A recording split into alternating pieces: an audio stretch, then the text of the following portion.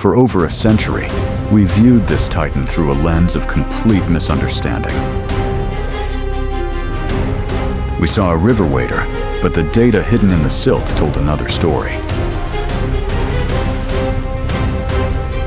In the murky depths of the Cretaceous, physics was being rewritten by a giant. This is not just a dinosaur, it is a 15-ton aquatic revolution in motion. Today, digital paleontology strips away the myths to reveal the prehistoric whale's dark secrets. Forget every legend you know. The true Spinosaurus is far more terrifying than fiction. The Chem group was once a labyrinth of massive, predator-filled river systems. To survive here, a creature had to dominate both the land and the deep. In 1912, Ernst Stromer found the first clues to this impossible, giant biological puzzle. His discovery challenged everything science knew about the limits of the theropod body plan. But the original fossils were lost to fire, leaving only sketches of a ghost. For decades, we could only guess at the true nature of this river king. New evidence from the Moroccan desert has finally brought the ghost back to life. The Chem group remains one of the most dangerous ecosystems in Earth's history. Early models depicted a terrestrial giant, walking like a T-Rex with a large sail. But the math failed. Digital simulations proved this model was physically impossible on land. Dr. Nizar Ibrahim's team discovered that the proportions were unlike any other predatory dinosaur. The hind limbs were short, suggesting a life spent submerged rather than running. On land, this titan was a heavy, awkward titan struggling against its own weight. Modern sensors located a center of mass that pulled the entire body forward. To find the answer, we had to look beneath the surface of the water. The transition began not with a roar, but with a silent, evolutionary glide. Comparing the skull to modern crocodiles revealed a terrifyingly familiar and efficient design. The giant sawfish, Onchopristis, was the primary target in these ancient, deadly waters. A single strike could end a life, but the predator needed a silent approach. High-resolution CT scans of the bones began to reveal a strange, internal transformation. While other dinosaurs had hollow bones, the Spinosaurus was building something much denser. Only its eyes and nostrils remained above the surface, watching for the slightest movement. Lung capacity was massive, but the body needed a way to stay down. Into the abyss it went, vanishing into a world where it held every advantage. Conical teeth were designed for gripping slippery prey, not just for tearing raw flesh. Every data point was pointing toward a life completely adapted for the deep water. It achieved neutral buoyancy, hovering in the darkness like a massive, prehistoric hunter submarine.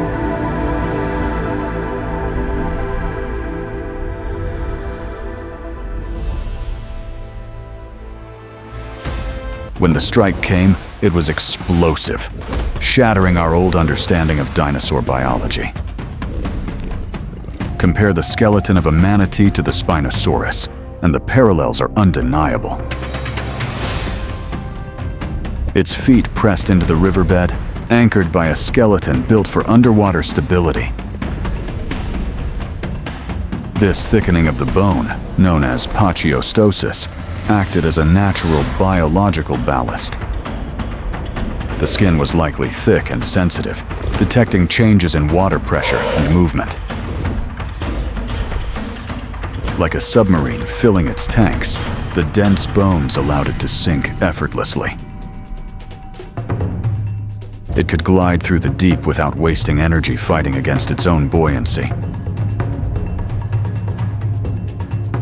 Specialized nostril flaps closed tight, preventing water from entering the respiratory system during dives. Thermal analysis suggests it could maintain body heat even in the cold, deep currents. In the darkness, the tail remained still, waiting to trigger a massive burst of speed. Data shows that Spinosaurus had the highest bone density of any known theropod dinosaur. Be careful with the edges here. I see it. It goes deep into the matrix. These neural spines were not for land balance, but for powerful aquatic propulsion. The old lizard-like tail was officially replaced by a massive, flexible, vertical paddle. Sinusoidal thrust transformed this 15-ton beast into a lethal, high-speed, apex aquatic predator. Fluid dynamics proved that this tail generated enough torque to overcome massive water resistance. It could accelerate from a standstill, striking with the power of a modern battleship. Every stroke of the tail pushed the massive sail through the water with precision. The math behind this movement rivals the efficiency of the world's most advanced swimmers. One powerful slap of the tail could stun prey or defend against rival river monsters. It created vortexes in its wake, a testament to the raw power of its movement.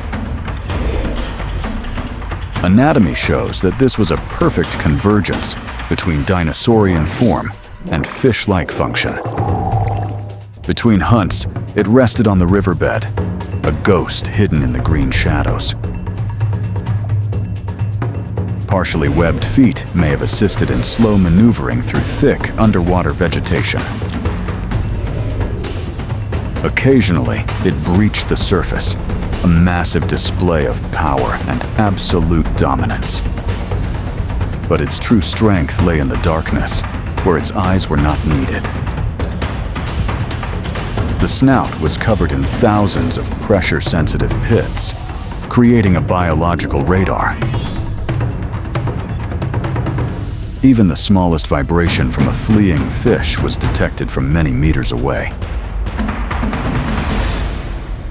The Spinosaurus could feel the heartbeat of its prey through the thick river silt.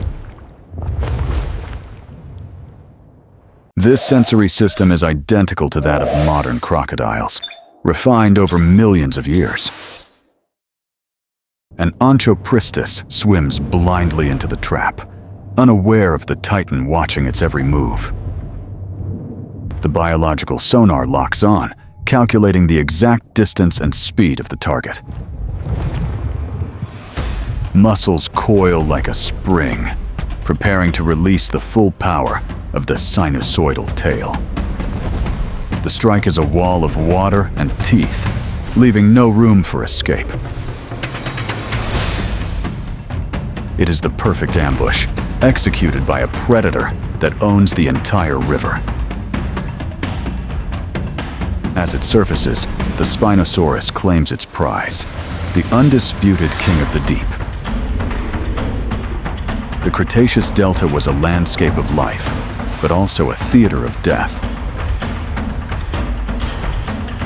Carcharodontosaurus ruled the dry land, a giant with teeth designed to shear through flesh.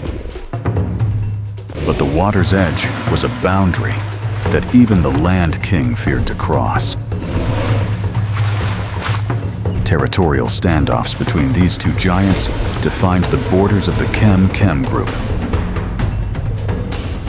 When the droughts came, the river shrank, forcing the two worlds into a collision. Trapped in shallow pools, the Spinosaurus lost its aquatic advantage and became vulnerable. A hungry Carcharodontosaurus sees an opportunity in the receding waters of the riverbank.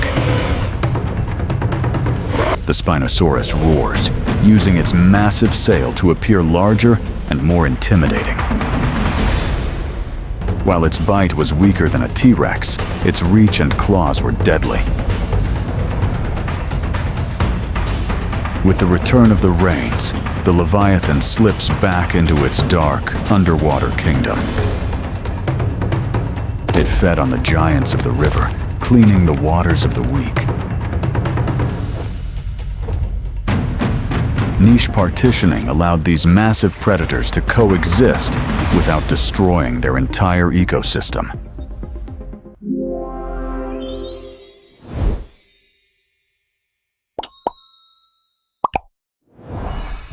In deep underwater caves, the Spinosaurus found a sanctuary from the harsh tropical sun. Its ancestors, like baryonyx, were only beginning to explore the edges of the water. Millions of years of evolution elongated the snout and shifted the nostrils for diving. Today, the blue whale is the master of the sea, but the journey began elsewhere. Spinosaurus and early whales like Pachyostosis followed the same evolutionary blueprint for survival. Both saw the nostrils migrate upward, allowing them to breathe while remaining mostly submerged. Nature was repeating itself, turning land dwellers into the ultimate masters of the water. Dense bones are the smoking gun, proving that Spinosaurus was nature's first prehistoric whale. Its swimming style was the first of its kind, a revolution in dinosaurian biomechanics. The hind limbs continued to shrink, a sign of a creature moving toward total immersion. Even the young were born to swim, staying close to the safety of their mothers. Juvenile Spinosaurus learned to hunt in the shallows before venturing into the deep channels. It remains the only dinosaur we know that truly left the land behind forever.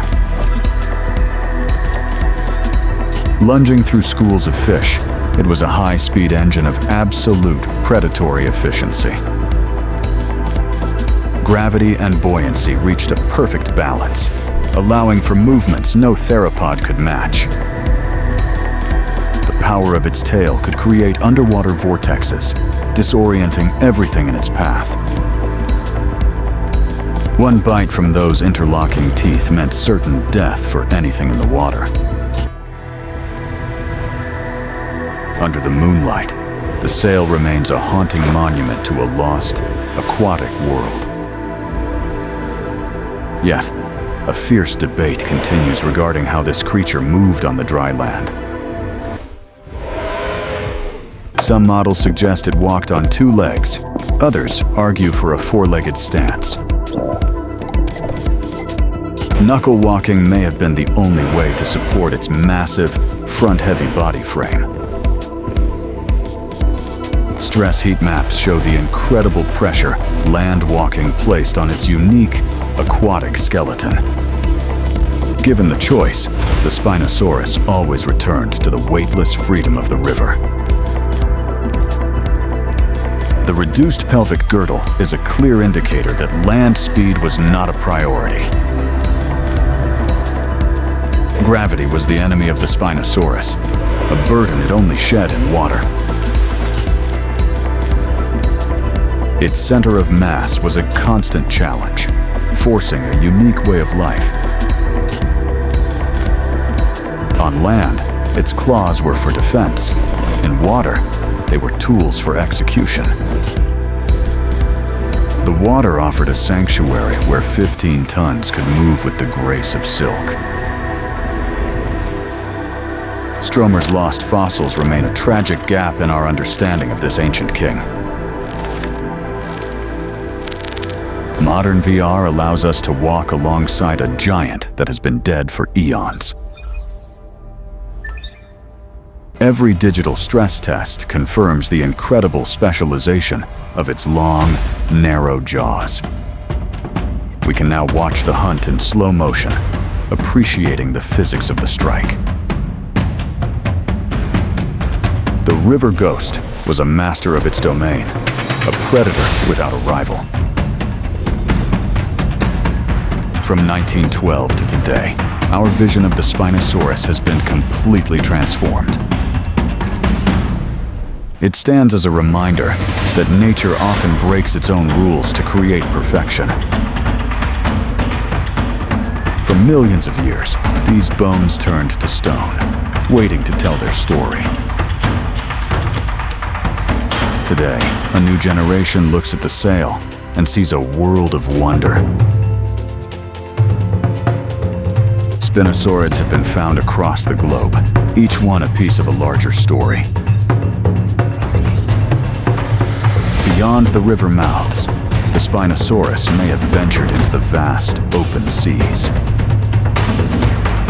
It was part of a complex world where every creature had a specific role.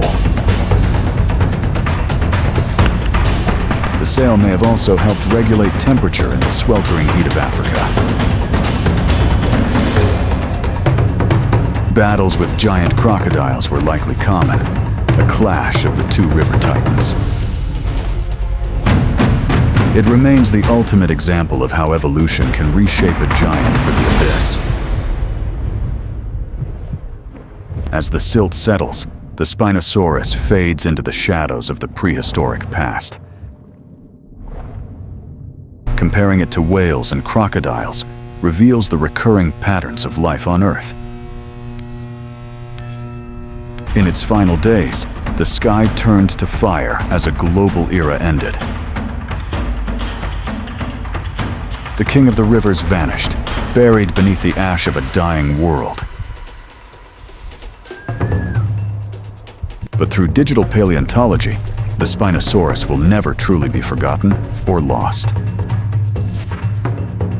Yet, as one river king fell, a new shadow was rising in the ocean.